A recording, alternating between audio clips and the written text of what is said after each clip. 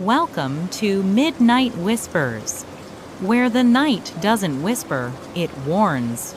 As you lie in the safety of your bed, imagine footsteps in the forest, eyes watching from behind the trees, and truths too terrifying to ignore.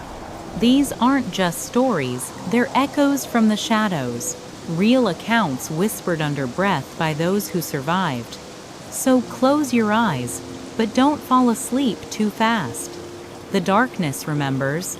Have you ever felt a presence when you were completely alone? Tonight, we explore the eerie first encounters of ordinary people who faced the unexplainable during their isolated night shifts. Imagine the stillness of a building after everyone else has gone home, the air heavy with an unspoken quiet. It's in these hours, when logic begins to fray at the edges, that the truly unsettling often begins. Our first story comes from a janitor working the isolated 18th floor of a downtown commercial building. He describes stepping off the elevator one night, only for a chill to wrap around his neck, clinging to his skin like a clammy hand. The overhead lights flickered once, then plunged the entire floor into silent darkness, leaving him with only his flashlight and the faint glow of distant exit signs. This floor, still under construction with exposed pipes and half-demolished walls, never felt right. He sensed something else lurked there, unseen and waiting. He'd dismiss strange reflections or odd shapes as tricks of the light or sheer tiredness, a common side effect of night shifts. But as the days passed, an uncomfortable sense of being watched began to grow.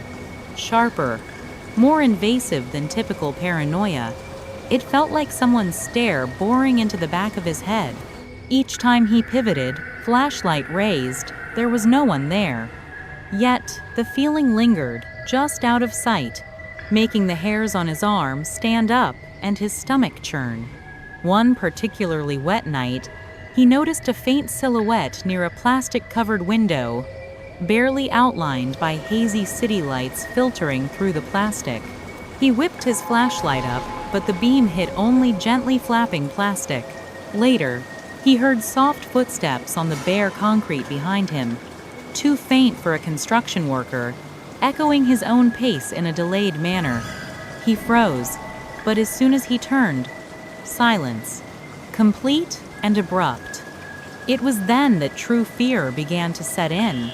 Our next account takes us to a 24-hour mechanic shop where an overnight watchman found the silence unnervingly deep, the humming of the break room refrigerator feeling distant, as if belonging to another dimension. His gut told him the place held secrets far beyond squeaking ratchet wrenches. He started seeing lights flicker around the far corner of the yard where wrecked and abandoned vehicles were stored. At first, he assumed it was passing headlights, but the flickers didn't always line up with a car. Sometimes, he'd be gazing at the monitors and see a flash, but no sign of a vehicle. This was enough to make him get up and do a quick check outside, though nothing seemed out of place. He'd hear faint metal clinks, as if a wrench were being gently tapped against steel, yet no one was around. Throughout these stories, pay close attention to the small, subtle details that hint at something more. What would be your first reaction to such minor anomalies? Let us know in the comments. Moving to a small, family-owned metal workshop, a night watchman described how the serenity he found in the quiet hum of machines was shattered by faint footfalls directly overhead. Not random squeaks, but measured steps, one after another, as if someone were walking in circles in the locked attic that the owner insisted was empty. He felt a cold sweat trickle down his spine, his hands trembling. Sometimes, the overhead fluorescent lights would flicker more intensely, plunging the corners into deeper shadows, and he could have sworn he saw movement out of the corner of his eye, a fleeting shape or a dark outline shifting in the periphery. Each time he spun around, adrenaline flooding his veins, there was never anyone. Now, picture yourself as a security guard in an old cultural center, an ancient mansion filled with priceless paintings, Our narrator felt an icy hand on his neck, sensing something was off even before he saw the slightly lifted edge of a canvas covering an old portrait. The air felt dense, clinging to his face, and he sensed a faint buzz in his ears, as though the place itself was vibrating. The first time he found the protective cloth on a painting slightly lifted, the corridor felt strangely cold, and he heard a slight rasping sound, though he couldn't tell if it was the wind or a faint exhalation. When he peeled back the cloth, the austere portrait's eyes seemed to watch him, a trick of the low light, he told himself. But the next night, he found it disturbed again. The cloth folded back further. A dull pounding began in his chest, a subtle but unmistakable pressure in his chest, a constricted throat, and a faint hiss brushing past his ears became nightly occurrences. In the vast, mostly deserted student dormitories, a night watchman experienced a subtle shift in the atmosphere near the end of his rounds. The automatic lights would turn on in corridors long after he'd left them, as if someone had just walked through. He heard faint clinks from somewhere behind closed doors, but upon investigation, found only empty, silent rooms. He felt an invisible presence trailing him, a set of unseen eyes boring into the back of his neck whenever he turned to walk away. And in a small countryside hospital, an electrical maintenance technician discovered a sub-basement corridor not on any blueprint. Down there, the overhead fluorescent panels would light up in sequence, responding to motion sensors that shouldn't have triggered unless someone was walking beneath them. Yet, no one was there. At least, no one he could see. Each time he ventured down those steps, his pulse throbbed in his ears, and a cold sweat broke across his forehead. He couldn't shake the feeling that if he crept down quietly enough, he would catch sight of a silhouette, a shape that vanished the moment he tried to focus on it. These were just the initial ripples, the first whispers from the void. As these subtle disturbances grew, our narrators soon realized they weren't just hearing things, they were being watched. And in the next chapter, the unseen eyes begin to interact with their world directly. What if the shadows in your peripheral vision weren't just tricks of the light? What if they were watching you back? In this section, our stories reveal a deeper, more manipulative presence, where the unseen begins to actively engage with the physical world. Our janitor, determined to find a rational explanation for the subtle disturbances on the 18th floor, began arriving an hour early. Yet, instead of answers, he found only escalating dread. He discovered new footprints on the dusty concrete, too large to be his, leading directly to the plastic-covered window where he'd seen the silhouette. As he followed them, his flashlight beam trembling, the footprints ended abruptly, as if whoever made them had vanished into thin air. Then, the plastic sheet over the window subtly undulated, an almost imperceptible bulge, as though a figure was pressed against it from the outside, an impossible sight 18 stories up. Later, faint tapping noises began, like someone gently knocking on steel beams. They'd start on one side of the room, then echo on the other. His supervisor shrugged it off, suggesting he get more sleep, though he did admit an electrician had complained of strange noises weeks prior, dismissed as rodents. On another night, he shone his flashlight along the walls and saw shadows that didn't align with his movement, appearing to belong to figures that slipped in and out of view. He began sweating despite the cold, his heart pounding. Then came the whisper, not words, but a hushed exhalation of air, carrying an urgent tone that made his ears ring. He saw a ripple in the darkness, shadows bending inwards, and felt an oppressive presence pressing against him, the floor seeming to vibrate. He spun around, and for a heartbeat, he saw it. A tall, vaguely human outline looming at the edge of his beam. At the mechanic shop, the watchman's sense of unease sharpened. The flickers of light he initially dismissed as passing headlights became more unpredictable, sometimes appearing as a sudden burst of illumination from inside one of the battered sedans on his monitor. He'd rush out, adrenaline surging, only to find the light gone and the car empty. One night, he approached a particular sedan, and its driver's door, which he swore was closed, was now slightly ajar. He slammed it shut in a frantic gesture.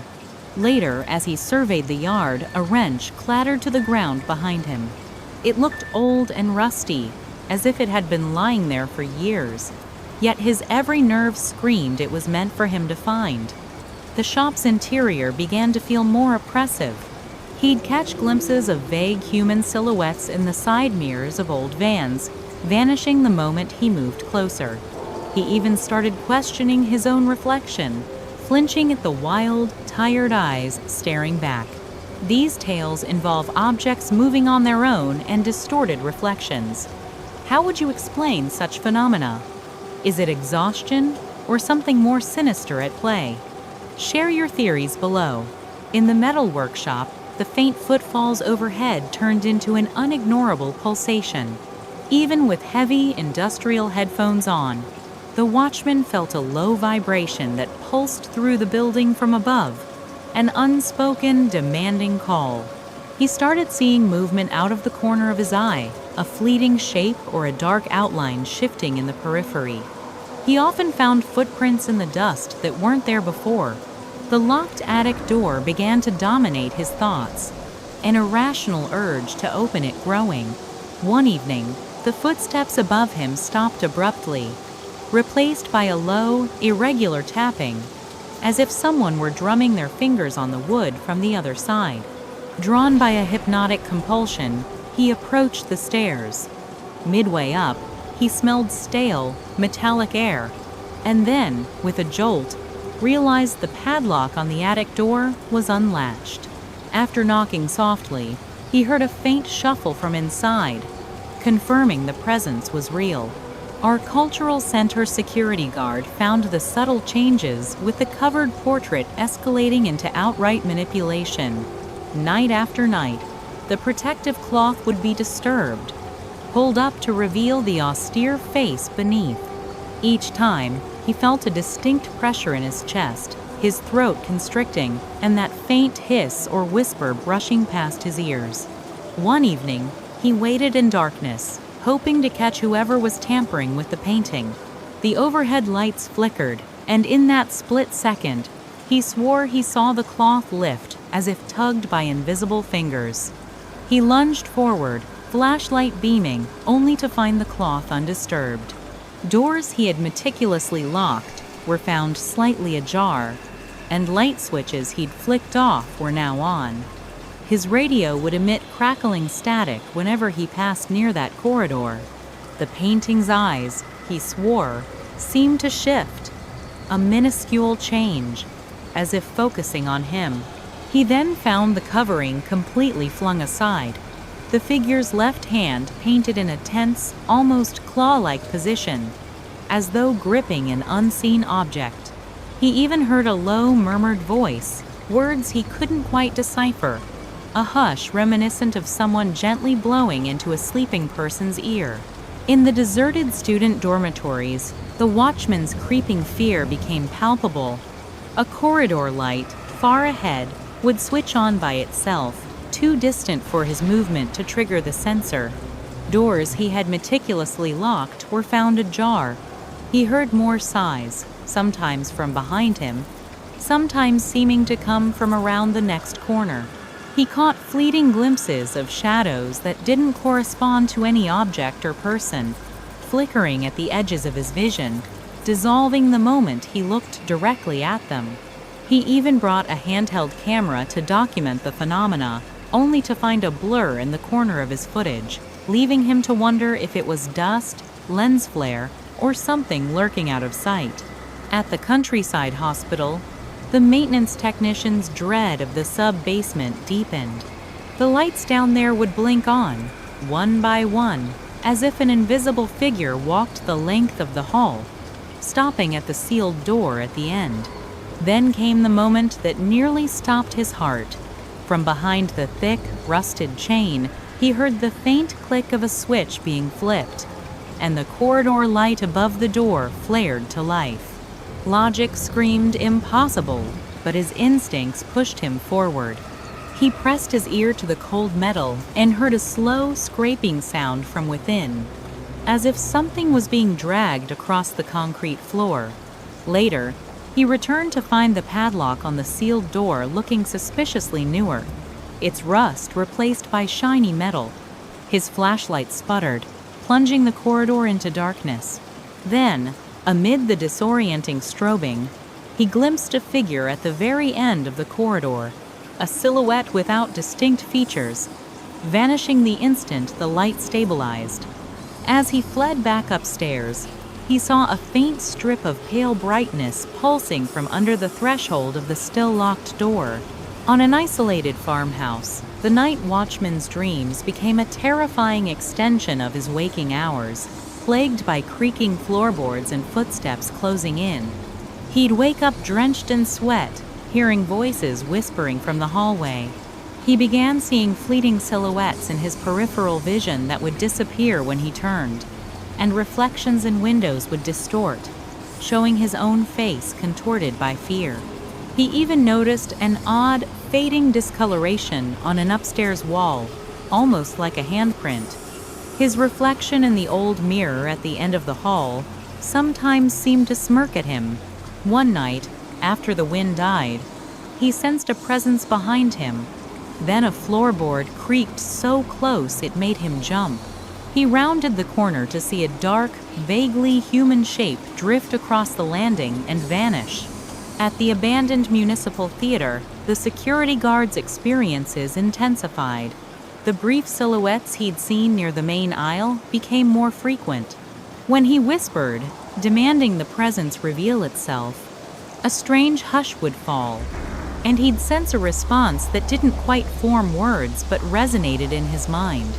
The faint murmuring in the principal box grew less random, almost rhythmic, sometimes revealing the distinct rise and fall of what might have been a human voice. He felt a faint brush of air against the side of his neck. His insomnia grew from confronting these intangible presences. During a methodical sweep, the reverb of his own shuffling steps in the audio booth became an almost demonic resonance. One evening, he flooded the principal box with light from a work lamp, and the murmuring stopped abruptly. But then, an alien echo of his own labored breathing filled the silence, imitating me, mocking his fear. He plunged the room into darkness, and the shadows shifted, the murmuring starting again, close enough to feel it reverberate in his chest. On the 9th floor of a commercial building, the watchman found the sensation of being watched escalate into a constant, oppressive presence. The motion sensor lights behind him would turn off, then lights 3 offices ahead would flicker on, leading him down the hallway as if an invisible presence were guiding or taunting him. He pushed open the stuck door to an old conference room to find its drawers all half open, feeling a static electricity in the air, a low hum. On a desk, he found an old ornate key, heavier than modern keys, and a thought whispered that it might unlock more than a door. The moment he took it, the hum rose to a static buzz. The light flickered violently, and he saw a tall, dark outline reflected in the dusty window behind the desk, swaying, waiting. He sprinted to the elevator, convinced something was pressing against sealed elevator doors. At the gutted restaurant, the soft knocks near the walk-in freezer became louder, more insistent.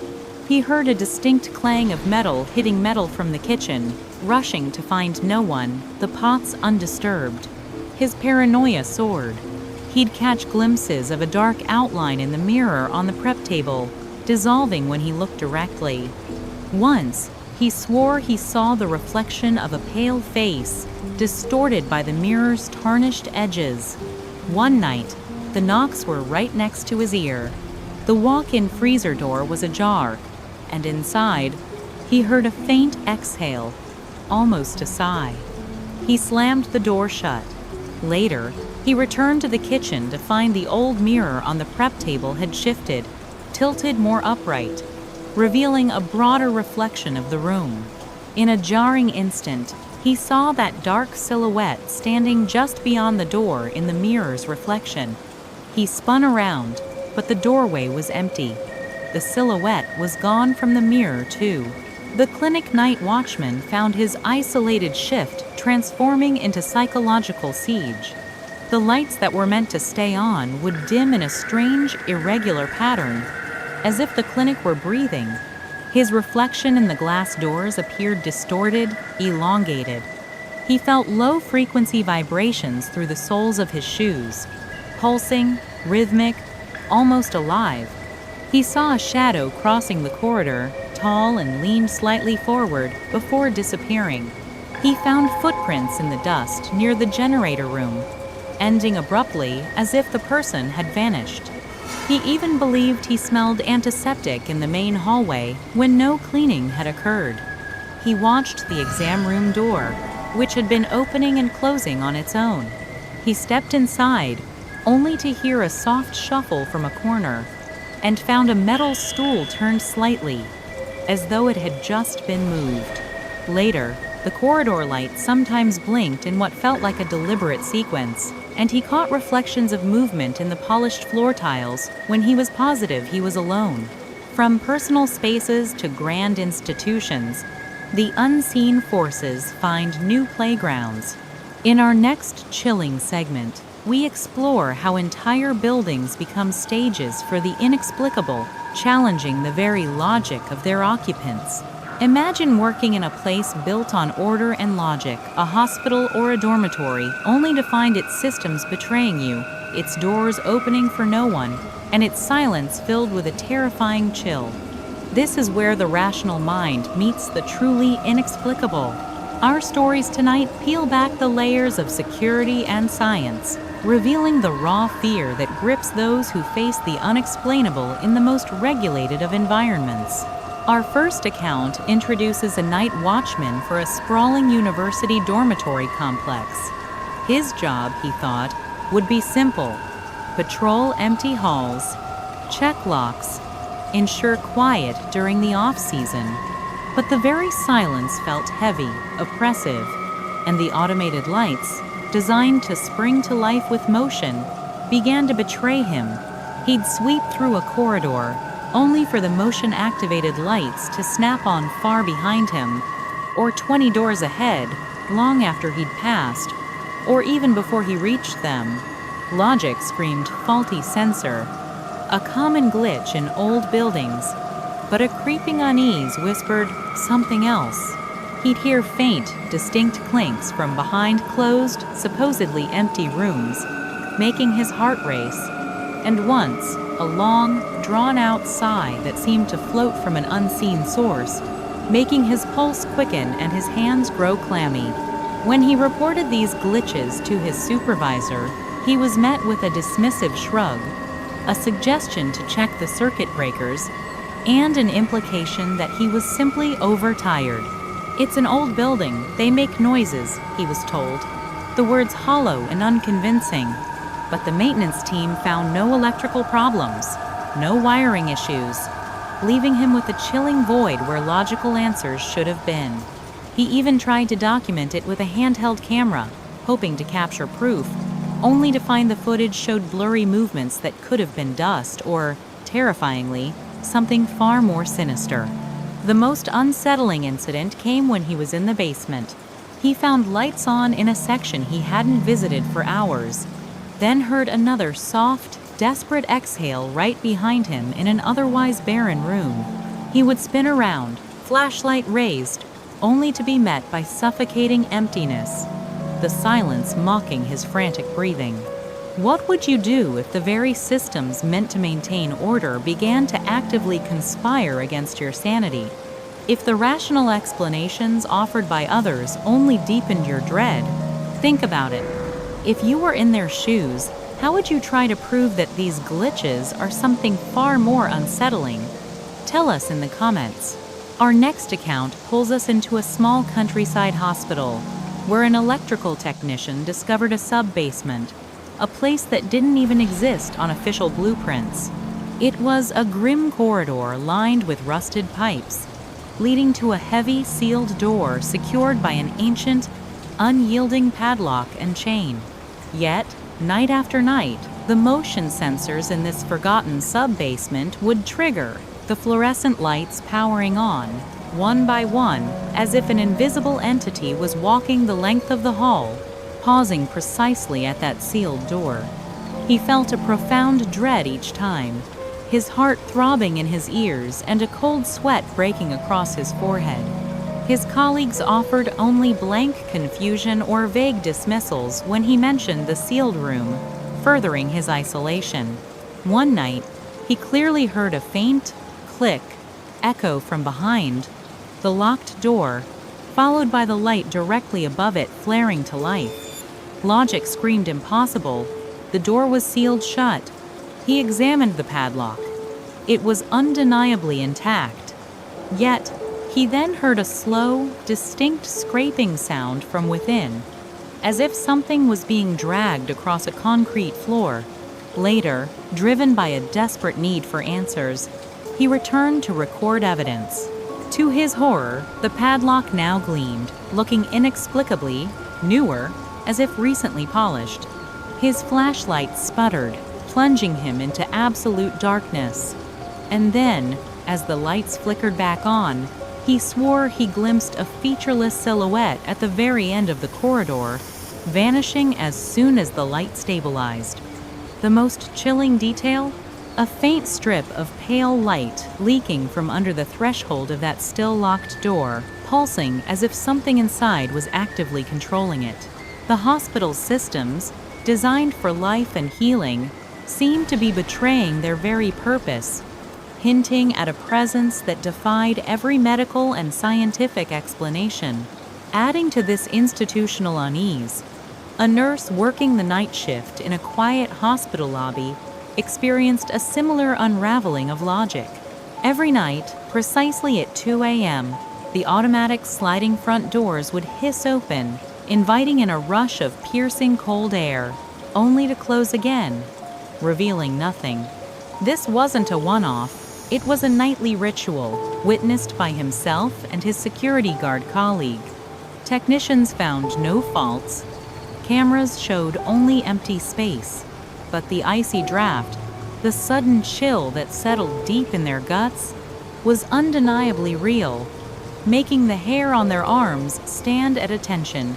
Smaller anomalies accumulated, shuffling feet around corners, lights flickering precisely with his breath, an elevator chiming and opening for no one, its empty car staring back like a hollow eye.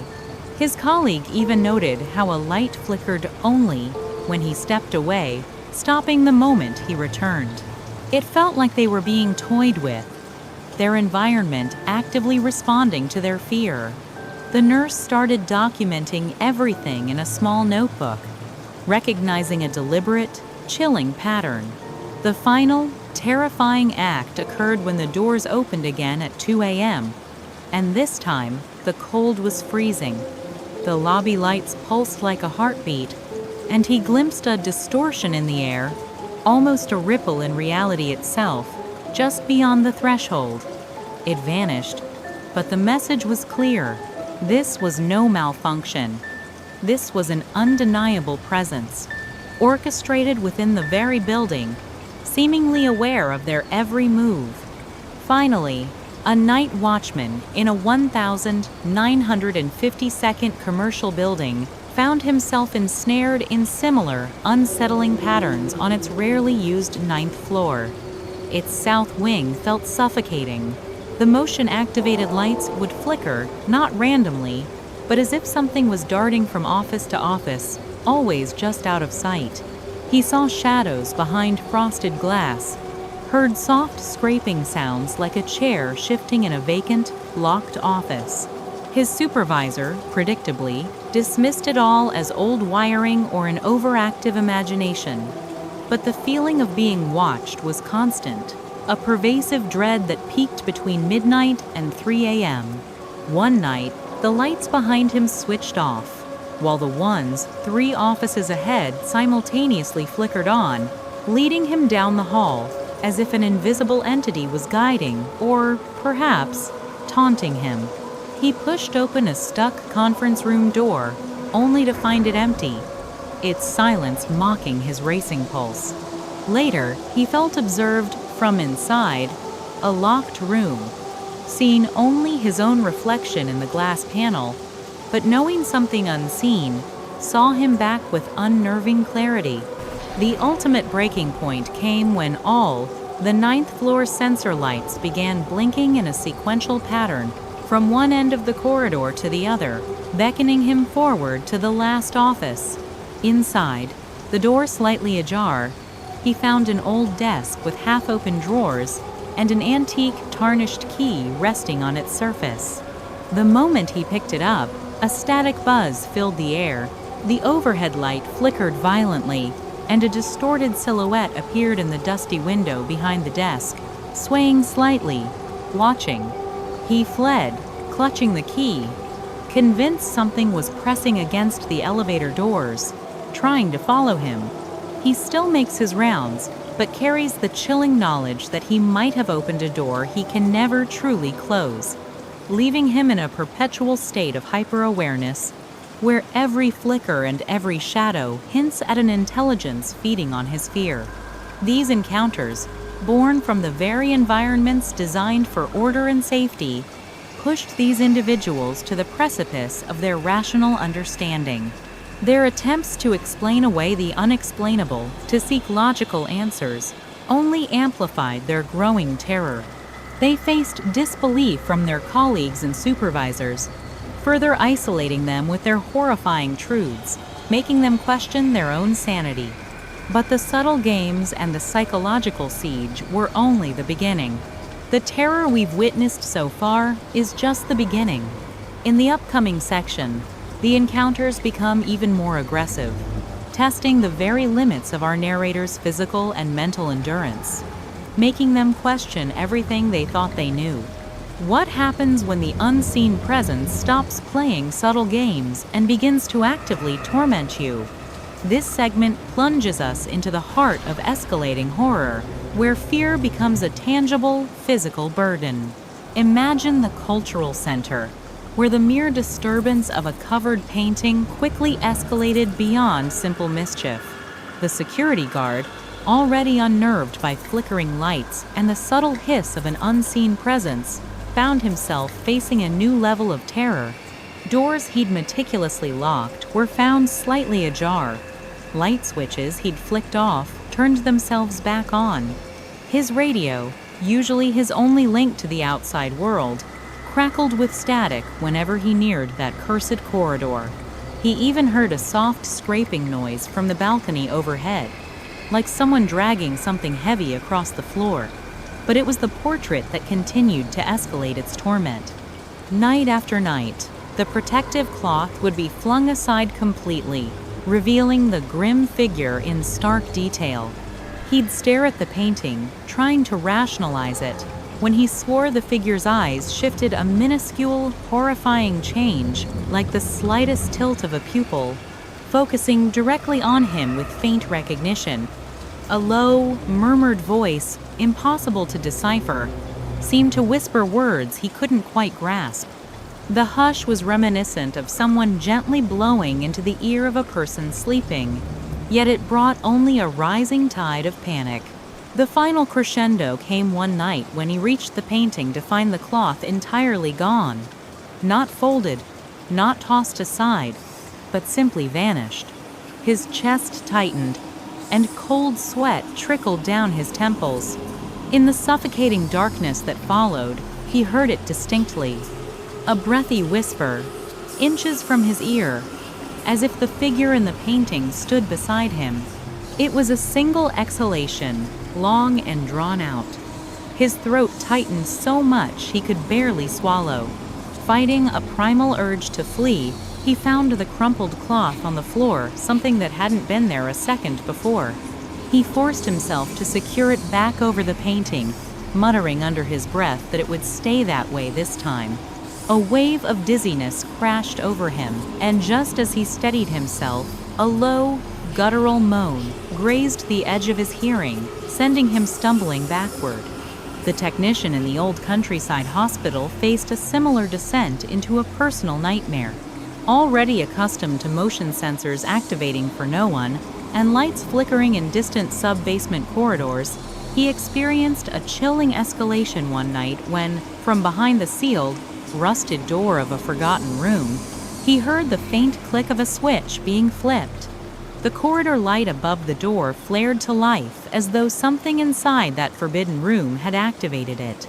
His mind screamed it was impossible. The door was locked with a thick, rusted chain, the padlock secure. Yet, as he approached, a slow, scraping sound emanated from within. He pressed his ear to the cold metal. The sound persisted, as if something was being dragged across the concrete floor. His hands trembled as he instinctively tested the padlock again. It looked newer, polished, the rust replaced by shiny metal, a blatant, impossible alteration. Later, his flashlight sputtered and the corridor lights blinked off, plunging him into total darkness. In that disorienting moment of strobing fluorescence, he swore he glimpsed a figure at the very end of the corridor, a silhouette without distinct features, just standing there. It vanished the instant the light stabilized, leaving him alone in the stale air. Yet, as he ascended the stairs, he noticed it. The sealed door, still locked, now had a faint strip of pale light pulsing from underneath its threshold, as though whatever was inside was actively controlling the very building. Our narrators are being pushed to their breaking points, experiencing physical symptoms of dread and feeling actively pursued. Have you ever felt such an intense, undeniable fear? Describe your most terrifying moments in the comments. At the isolated farmhouse, the night watchman's fear intensified beyond simple footsteps. He started experiencing strange smells, abrupt changes in temperature, and sounds that defied logical explanation. It all felt orchestrated, deliberate. He even noticed an odd discoloration on one of the upstairs walls, almost like a handprint, that faded whenever he tried to examine it closely. His reflection in the old mirror at the end of the hall sometimes seemed to smirk at him when he wasn't smiling. These small details, easily attributed to fatigue or paranoia, accumulated until he could barely function. Then, on his last night, with the house impossibly quiet, the footsteps returned. This time, they were right behind him. Every hair on his body stood on end, and a searing jolt of adrenaline shot through his veins. He spun around, shining his flashlight into empty space. His vision blurred with panic, and for a split second, he saw the figure standing at the far end of the corridor, flickering in and out of the shadows. It turned, and though he couldn't see its face, he felt an undeniable pull, like it wanted him to follow. Clutching the flashlight with a shaking hand, he staggered forward. The figure slipped around the corner into the attic stairwell. As he climbed, a dank smell like rotting wood and ancient dust wafted down. In the attic, a box slid across the floor, seemingly on its own. Then, a low whisper, impossible to decipher, grazed his ear, a final chilling invitation that confirmed his worst fears. Finally, the night watchman in the commercial building faced a relentless siege on the 9th floor. The motion sensor lights behind him would shut off, only for lights 3 offices ahead to flicker on, as if an invisible presence was guiding him or taunting him down the hallway. The doorknob of a rarely used conference room would turn easily, but the door itself would feel stuck, only to suddenly give way, making him stumble into an empty, dust-covered space. His sanity began to fray. He noticed that every sensor light on the 9th floor would blink in a sequential pattern, from one end of the corridor to the other, waving him forward. He followed this macabre path, heart hammering, until he reached the last office. The door was slightly ajar, revealing yawning blackness. Inside, A single old wooden desk stood, its drawers half open. On its surface, he found an ancient, ornate key. The moment he picked it up, a faint hum rose to a static buzz, and the overhead light flickered violently. For a split second, he thought he saw a figure reflected in the dusty window behind the desk, a tall, dark outline that didn't match his proportions, swaying slightly as if waiting. His heart jumped, and his body reacted on pure instinct. He lunged for the door, the key clenched tightly in his palm, and sprinted for the elevator, slamming the closed door button as though his life depended on it. After enduring such relentless torment, what happens when you finally escape? In our final unsettling chapter, we examine the lingering scars and chilling aftermath that follow those who have come face to face with the unknown. You've survived the night, you've escaped the haunted building, but what if the terror followed you home? In this haunting conclusion, we explore the enduring psychological toll of supernatural encounters, proving that some experiences leave permanent marks. Our journey through isolated night shifts has pulled back the curtain on a terrifying truth. Some places harbor presences that defy explanation. Our narrators, pushed to their absolute limits by escalating horrors, from subtle whispers to aggressive, direct torment, believed that by leaving the cursed locations, they could sever the connection to their tormentors. They resigned, requested transfers, or simply fled into the cool embrace of dawn, desperate to reclaim their sanity. But for many, true freedom remained an elusive concept. The immediate threat may have vanished, yet the dread and uncertainty burrowed deep into their minds, transforming their perception of reality forever, proving that some shadows, once seen, can never truly be unseen. Consider the janitor who escaped the construction zone on the 18th floor. He no longer patrols its desolate corridors, but the impossible silhouette still flickers at the edge of his vision in his dreams. Waiting behind wavering plastic sheets, he wakes in a cold sweat, questioning if it was a ghostly entity or merely his overworked mind unraveling under the strain of isolation. That agonizing uncertainty gnaws at him, a constant, chilling companion, reminding him that the memory looms, a dark shape against the pale sheet of his subconscious, refusing to fade. He lives with the conviction that something unnatural haunts those corridors, whether he's there or not. Or consider the mechanic shop watchman who escaped the junkyard, but still finds his pulse quickening and palms sweating every time he passes a mechanic shop, forever recalling the shape in the mirror, the echoing clang of unseen pots, and the chilling certainty that something there was reaching out from the darkness. He dreams of that glow, those phantom sounds, and that unsettling certainty that something in that rattling trunk was desperate to get out. He questions if his sanity had simply frayed or if a malevolent presence genuinely burrowed into his psyche, leaving him forever jumpy, always scanning the periphery. For the guard who patrolled the metal workshop, the terror of the unlatched attic door and the phantom footsteps hasn't dissipated.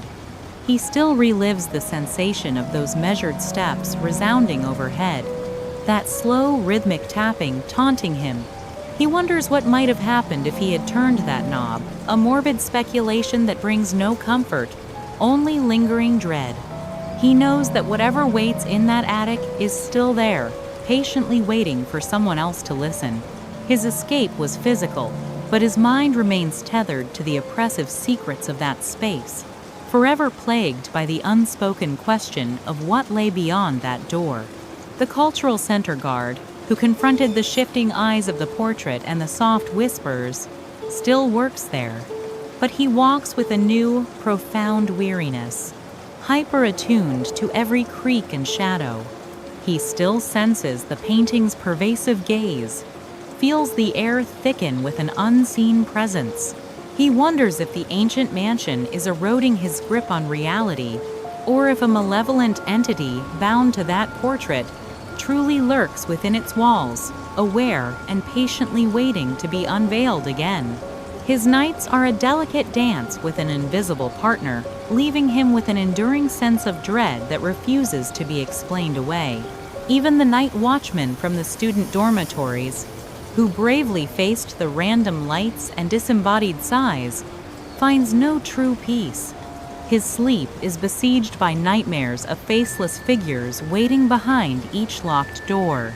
The building, with its invisible intelligence, still reaches out, sending chilling reminders through occasional flickers or faint exhales. He may have created an uneasy truce, but he knows the presence hasn't vanished entirely. He lives with a profound sense of having opened a door he can never fully close, his mind forever poised on the edge of revelation or unraveling. The hospital technician who stumbled upon the sub-basement still wakes at odd hours, his heart pounding, convinced he can hear a switch clicking somewhere in the darkness of his own bedroom. Every unexpected light flicker in his home sends a stab of panic through his gut, and he half expects to find that ominous door waiting for him in his own hallway. He wonders if the terror followed him home, or if his mind, tormented by the unknown, simply conjured these continuing torments. The memory of that sealed room and the pulsing light beneath its threshold remains vivid, leaving him perpetually uncertain of what was real and what was merely a figment of his scarred imagination.